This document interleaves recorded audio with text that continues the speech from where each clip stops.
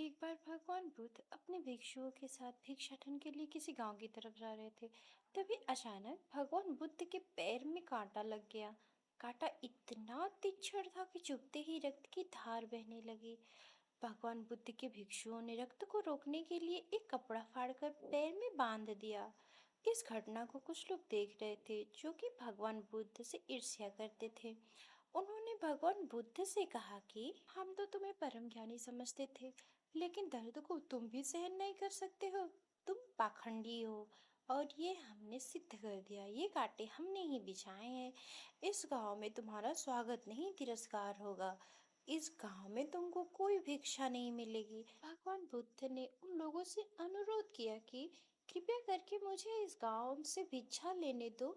बुद्ध के ईर्ष्यालुओं ने भगवान बुद्ध का उपहास करते हुए कहा कि अगर तुम्हें भिक्षाटन के लिए इस गांव में आना है तो तुम्हें अपने रक्त की बलिदानी देनी होगी। तुमको इस कांटे के रास्ते से गुजरना होगा। भगवान बुद्ध ने उनकी चुनौती को स्वीकार कर लिया और कांटों के रास्ते पर चलने के लिए अपना कदम बढ़ाने लगे। भगवान बुद्ध मुस्कुराते हुए उन कांटों पर चलने लगे। भगवान बुद्ध के साहस को देखकर गांव वाले चकित रह गए। कुछ लोगों की आंखें फटी की फटी रह गईं। गांव वालों ने सोचा कि भगवान बुद्ध भिक्षा लेने के लिए दूसरे गांव भी जा सकते हैं, तो फिर कांटों पर चलकर साबित क्या करना चाहते हैं। गांव वाले भगवान बुद्ध के संदेश को इतनी जल्दी समझ नहीं पाए। यहाँ पर बात भिक्षा की नहीं बल्कि जीवन बदलने की थी। गांव वालों की भीड़ में एक सुमित नाम का युवक, जो भगवान बुद्ध पर हो रहे अत्याचार को देखकर द्रवित हो गया। सुमित दौड़कर भगवान बुद्ध के पैरों के सामने से कांटे हटाने लगा। भगवान बुद्ध के ईर्ष्यालु सुमित को रोकने लगे और गांव से दाना पानी न देने की धमकी देने लगे। सुमित ने किसी की न सुनी। कांटे को हटाते हुए बोला, हे भगवान, आप इन मुट्ठी भर लोगों के लिए अपने आप को कष्ट मत दीजिए। आप गांव में प्रवेश कीजिए। आप बहुत सारे लोग आपको भिक्षा देने के लिए आतुर हैं। बुद्ध ने सुमित को अपने पास बुलाया और हाथ उठाकर उसे आशीर्वाद देने लगे। सुमित पीछे हट गया और बोला, हे भगवान, आप मुझे छूकर अपने आप को अपवित्र और दूषित न करें। भगवान बुद्ध ने कहा, तुम अपने आप को दूषित क्यों कहते हो? स्पर्श से कोई भी दूषित नहीं होता है।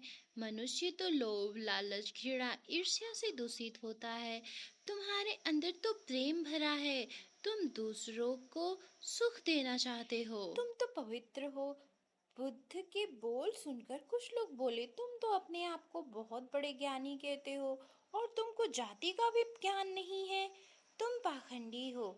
बुद्ध बड़े ही शांत भाव से कहते हैं, मानव से मानव की मानवता छीनना पाखंड की निशानी है। मुझे पाखंडी बोलकर यदि आपको संतोष मिलता है तो मेरे लिए दुख का कोई विषय नहीं है।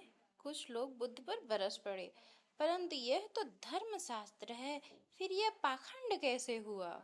भगवान बुद्ध कहते हैं, हमारी उत्पत्ति इस सृष्टि में हुई है। नदियों का पानी सभी की समान रूप से प्यास बुझाता है। खुले जंगलों की हवा भी भेदभाव नहीं करती। खुला आसमान हमारे पिता के समान हमारी परवरिश करता है। सृष्टिकर्ता ने भी कोई भी भेदभाव नहीं किया। फिर हम इंसान कौन होते हैं भेदभाव करने वाले? मानव मानव में भेद करके अपने संबंध को बिगाड़ता है। भगवान बुद्ध के वचन के बाद कुछ लोग कहते हैं, अगर आप इतना ही कहते हैं तो सुमित को अपना भिक्षु क्यों नहीं बना लेते? बुद्ध ने कहा कि अच्छा सुझाव है। अगर सुमित तुम चाहो तो तुम मेरे भिक्षु बन सकते हो। भगवान बुद्ध के आमंत्रण पर सुमित पहला नीच जाति का बौद्ध भिक्षु बनता है। इस पूरे विवरण में न केवल सुमित का जीवन बदलता है, बल्कि इससे सभी लोगों का जीवन रूपांतरित हो जाता है।